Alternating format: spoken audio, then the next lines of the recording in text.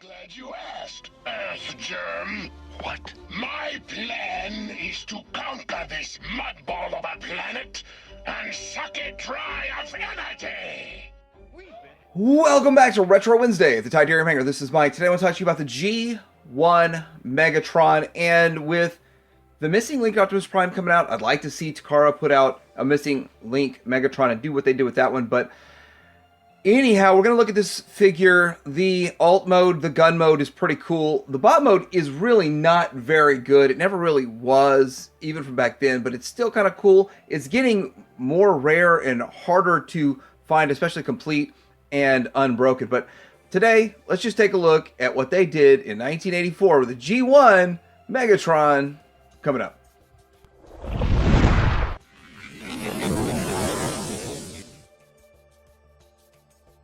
Right here is in the packaging. My package is a bit rough. This is actually my friend Phillips. I got it from him in a trade, and it's his childhood one.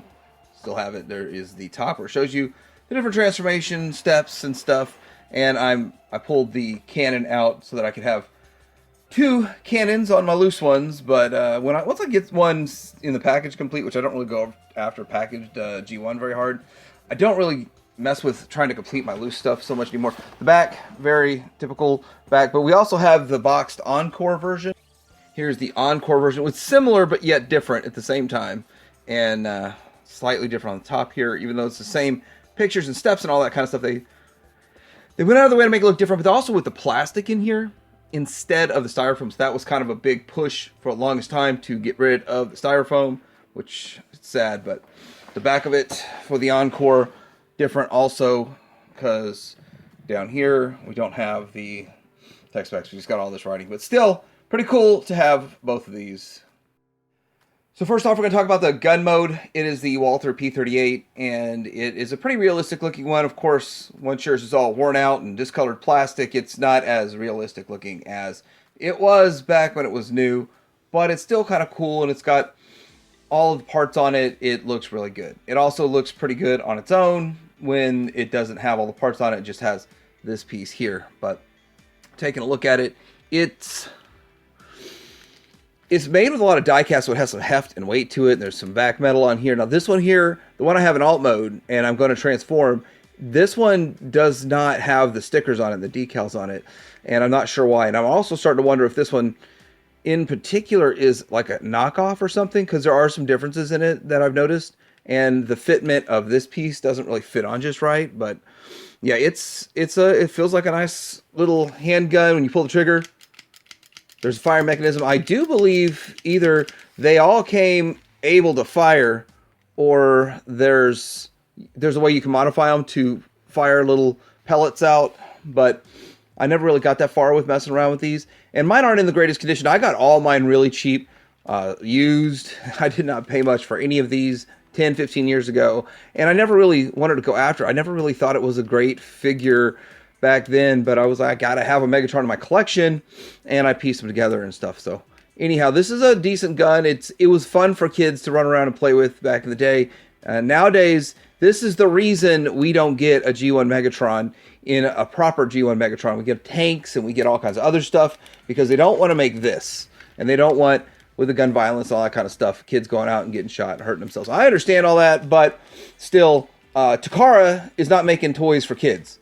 They're making toys for adult collectors, and they need to just make this, and that's kind of loose. Now, this one has the orange tip on it. Now, I noticed only a few that have that tip, so I'm starting to wonder if it was the later version or if it was a knockoff, and I don't really know, and I just don't really care, but everything fits on just right, except I had to modify this scope piece here to get it to fit on. So that's kind of what it looks like when you take the other stuff off, and probably what 90% of the time kids would just run and play with this. They didn't bother with all this stuff here most of the time, because that was a lot of work and there's a lot of messing around with it. But here he is, and yeah, it's okay. It gets the job done. Let's go ahead and get this dude transformed up. I'm going to be careful due to the propensity of this thing breaking. You need to pull it down and disengage this right here, and pull the legs out. Get them out of the way. That way you're able to pull these arms up out of the way so we can rotate around this torso. And then this is supposed to come around and go under, like so. And then we can spread the arms, open them up, and then we're going to bring the head up. And this one's had a repair, I guess. And as you can see, the eyes look different, so this one probably is a knockoff. So this one's been repaired too. Lots of these are broken. Lots of these are going to see repairs. Then we bring the legs around, and you've pretty much got him in his transformed state. That's very loose. And here he is. We open up the arms and then pull the hands out. And as you're going to see, I've got two more already transformed that I took my time with. Push the feet out. But transformed off camera. Last thing I want to do is break a Megatron on camera. But yeah, there he is. Let's look at some of these other ones. All right, so here he is in all his great, wonderful robot state. No, it's not wonderful. See, here's the thing. In GoBots, Psykill matched the toy. The cartoon Psykill matched the toy exactly. In Transformers, they didn't resemble each other at all. Hardly at all. The animators made this toy look really cool on TV. And that's what made that character more iconic. If it looked just like this in the cartoon, it would have been a laughingstock. He would not have been as iconic and as powerful, and you wouldn't be able to take him serious, as if you could really take Megatron serious anyway, but you couldn't really take him serious as a villain. But with this, with the fact that the animators made it look so awesome, made this toy look awesome, that was really smart of them. Now, looking at this toy itself, I always was confused when I was a kid, because I had it and I was like, this doesn't look like Megatron. It says Megatron, but it doesn't look like Megatron. I was like, what's going on here? And I played with it mostly as a gun, but the robot mode never really made a whole lot of sense to me, and I never saw him use this giant cannon and all of that. But let's get into looking at one of these, and we'll look at this one here with the cannon already on it. And it looks like my sticker has been peeled off at some point for the Decepticon symbol, but I will give it to him that there's a lot of vac metal chrome on it that looks really nice. It glistens in the camera. You can see that on the arm, on the chest, in several different places. It just adds to the look of this. And this was back when we probably all took the vac metal chrome for granted.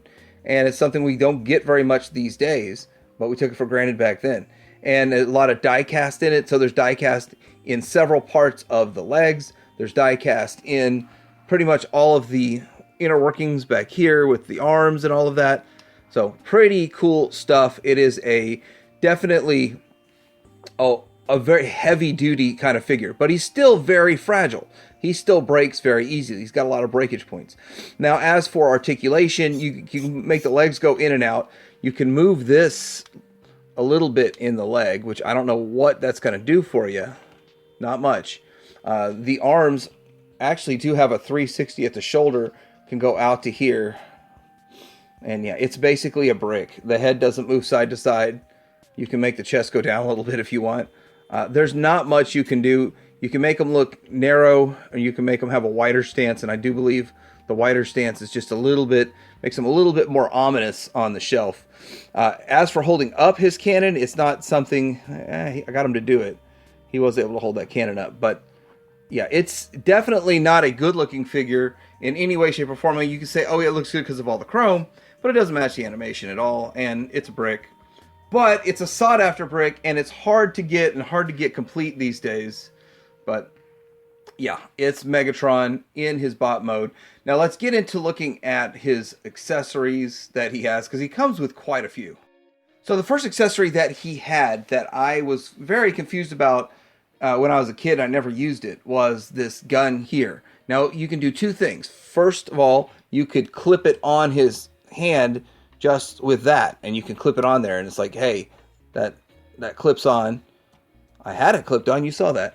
And then over here, the other way you can put it on is this little tab here. There's a hole in the side of his hand, and you just plug that into the hole, and that's another way that he can hold that. So this gun, it's a gun, and he could use it, but he never used it in the show, and I don't think it was the goal of the animators to use everything that was in the box 100%. I think they just wanted to sell the figure minimalistically, which is fine because that's all you need for modern iterations. But I'm curious if we did get a missing link one of these, kind of like Optimus Prime with his trailer, will we get every bit and piece with this? Probably. I think they probably would go the whole 9 yards with it if we got the missing link one. Now, Megatron comes with the parts from the gun that turn into this cannon. And as you can see, it's weird. It's something I never used as a kid. And as a kid, I never even built it. I never even bothered with it because I just wanted what was on the show and I didn't care about all that. But as you can see, you can separate this stock piece here. And then on this one, you have to push down and then spread it. Now, I see these broken all the time. Over here, you open up this piece and bring it down. And that's going to plug into here. And then on this piece, you need to bring out the handles, which you're probably going to need a little help with a device or something to get them out. Right here's a notch. Well, I guess you can just do that with your finger. And then this is going to plug into here. And then, as you can see with the one that's built, because I don't have technically enough parts to just build the second one. So you plug this piece into the bottom, and then you plug the scope, slide it on the top like you do with Megatron's arm. That's how you end up with this thing. And that is for Megatron to use. I don't see anyone really using it. I mean, obviously it's something that if you're a completist collector, you have to have all the parts. If you want to have your gun in the true gun mode, you got to have the parts. But it's just not something I find or deem necessary for my collection. Really, just this piece here, which is still the hardest one to get out of all of them, is the cannon, because everybody wants that. The cannon actually comes in 3 pieces too. So we'll look at that, because I never understood that. I understood why does it need to, because it doesn't even come apart for this mode, but it is in 3 pieces. So as I collected these parts, I literally found them one piece at a time over the course of, well, like 15 years ago, over the course of a year when I was looking for them, just here and there, and mostly at Toy Base 10 and OKC. So here we go. There's Megatron's cannon. What do they call it? A fusion cannon? So if you haven't noticed yet, I have these in 2 different configurations. The official configuration for this figure is to have the barrel pointed right there. But in the cartoon, the barrel's on his back, so you could make that work. You can make that happen if that's a thing that you want to do. And looking at them from behind, that's how they look from behind. You just got to be careful getting it into this mode and using it like this, because you could break that piece in there. That's another common breakage point right there where that hinge is, and I see that a lot with those broken.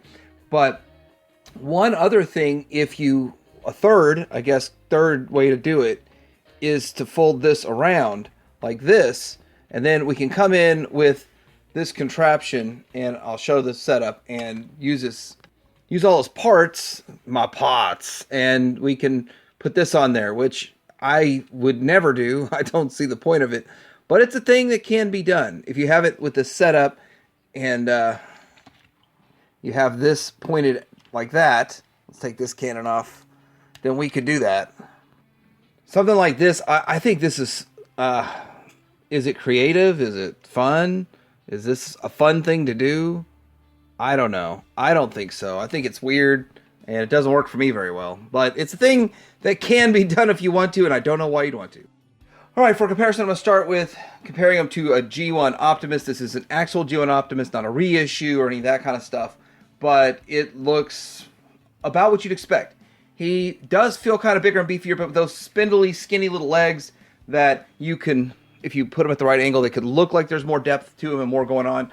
But that's what it looks like next to a G1 Prime, and they scale together well, as I think they were both like $25 figures back in the day, which was expensive in the 80s, especially 84. Here is next to something called Browning, which I was told by a buddy of mine that it's a kind of a knockoff of Megatron, or it was another version. Turns into a gun, kind of like Megatron. But I gotta say, I still like this Megatron more than the Browning, but I like how they do the same thing differently, which is kind of interesting. It's kind of fun. Of course, I probably paid $50 for my Browning, which is way too much in my opinion. but I don't have the fists or the guns or any of the other stuff that goes with it.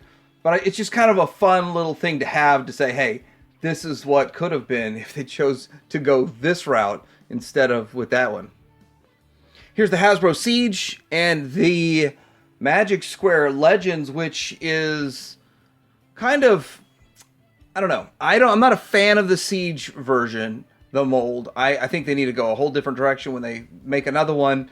I'd like to see, even if it doesn't transform into a gun, it needs to look more like the cartoon. And this here is pretty much the epitome of what I expect out of a Megatron. Just, I'd like some paint, shininess to it, not flat, but I grabbed the flat one, not the shiny one. Anyhow, that's how it looks compared to some of the modern iterations. And here he is next to probably the two best gold standard Megatrons to date. This is the AMK Pro Series from Yellow Park, which does not transform, but this one does. MP36 still stands as the best version of Megatron ever made. So far, hopefully there'll be, some other options. In the Masterpiece scale coming down the road, that's definitely where we came from, where we are now, where are we going with Megatron, maybe a missing link from Takara. So I hope you enjoyed this Retro Wednesday look at Megatron, the G1 Megatron. However good or bad this figure is, it's a classic. It's one that is etched into the history of Transformers, and it is one that is definitely due for an update with Takara Missing Link. I hope they do it. And either way, I'd like to see better modern iterations from Hasbro for the main line that match up to the animation a little bit better. Don't need Hasbro to try to match this look, though. But let me know what you think about this figure in the comments below. Do you have this one?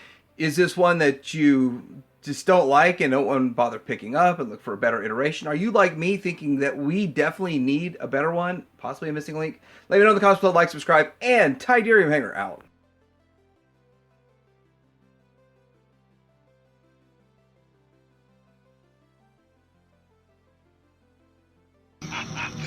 So, still trying to up the ante.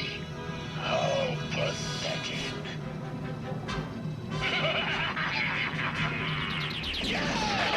Is anyone brave or stupid enough to oppose us? This city is under martial law, and I am the marshal.